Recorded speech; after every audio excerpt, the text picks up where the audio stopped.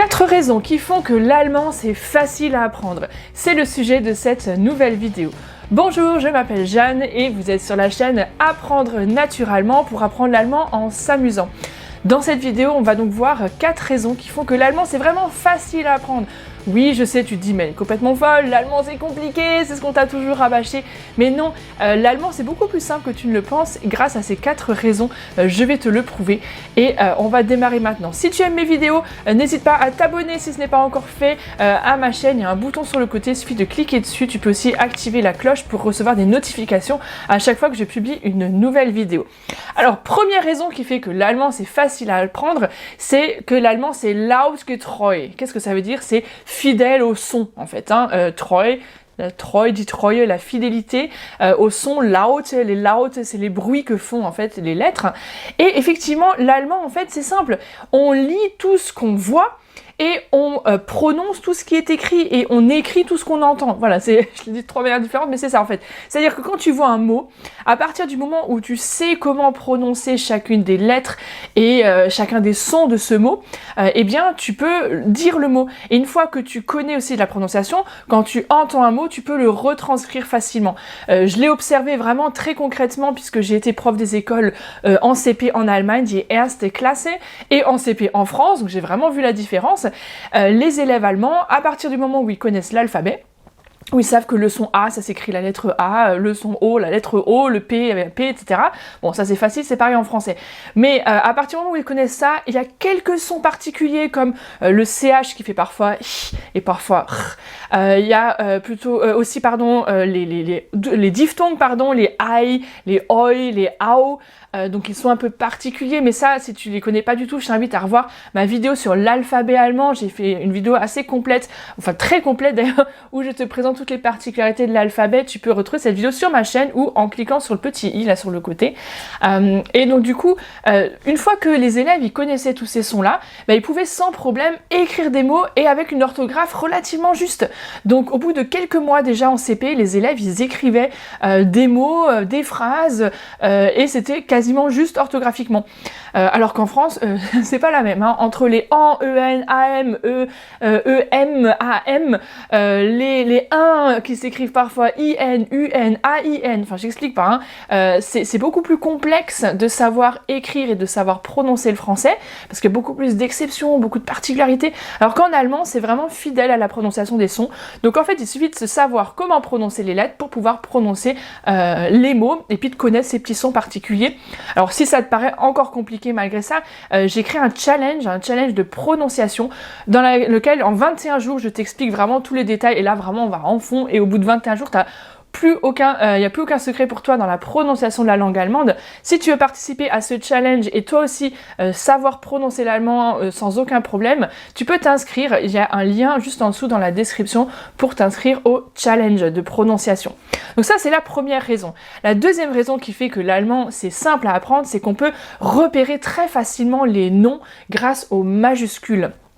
En allemand, tous les noms prennent des majuscules, que ce soit les noms communs ou les noms propres, il y a toujours une majuscule. Donc la maison, par exemple, das Haus, et le H s'écrit en majuscule. L'homme, der Mann, eh bien le M se met en majuscule. Dis-tu la porte, le T se met en majuscule. Donc dès que tu as une majuscule au milieu d'une phrase, c'est que c'est forcément un nom. Troisième raison qui fait que l'allemand c'est facile à apprendre, c'est qu'il suffit de connaître quasiment la conjugaison du présent et tu peux déjà exprimer énormément de choses. Avec la conjugaison des verbes au présent, tu peux parler du présent évidemment, mais tu peux parler aussi du futur, même un futur assez lointain. Par exemple, si tu veux dire que là en ce moment, présentement, tu es en train d'aller en Allemagne, tu dis ich fahre nach Deutschland, d'accord? Ich fahre nach Deutschland. Donc là, effectivement, je suis dans ma voiture ou en train d'aller en Allemagne.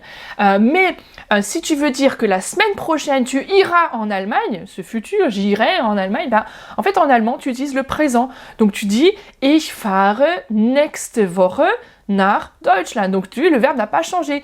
Que tu dises je vais en Allemagne ou j'irai en Allemagne, ich fahre nächste Woche, la semaine prochaine, nach Deutschland. Donc on précise juste avec le complément de temps pour qu'on sache quand ça se passe, mais le verbe n'a pas changé, donc c'est trop cool. Le présent sert à exprimer le futur. Et même si c'est l'année prochaine que tu iras en Allemagne, eh bien tu peux aussi le dire. Nächstes Jahr, l'année prochaine, fahre ich nach Deutschland, fahre toujours, ich fahre nach Deutschland, nächstes Jahr, je vais en Allemagne, l'année prochaine, j'irai, on dirait en français évidemment, en allemand, le présent suffit.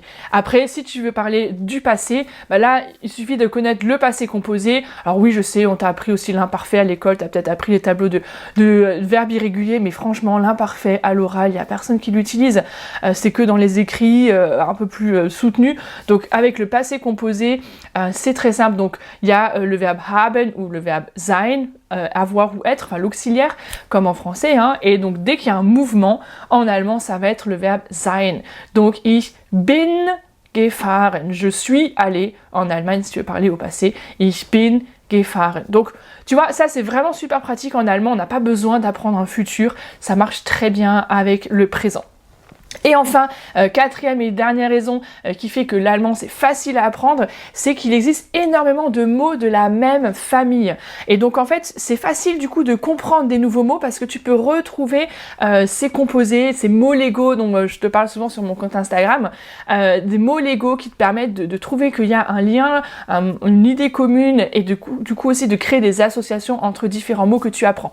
Si je me prends l'exemple par exemple du verbe spielen. Spielen pour jouer, et bien du coup, je rajoute des préfixes, des suffixes, je rajoute des trucs devant et derrière et je peux modifier le sens par exemple. Donc spielen, c'est le verbe. Mais si j'enlève le en, qui est toujours la terminaison des verbes d'ailleurs, hein, c'est facile, les verbes ils terminent toujours en en, donc spielen, j'enlève le en, ça fait spiel. Bah, le spiel, c'est le jeu, d'accord, puisque voilà, c'est le nom qui vient du verbe.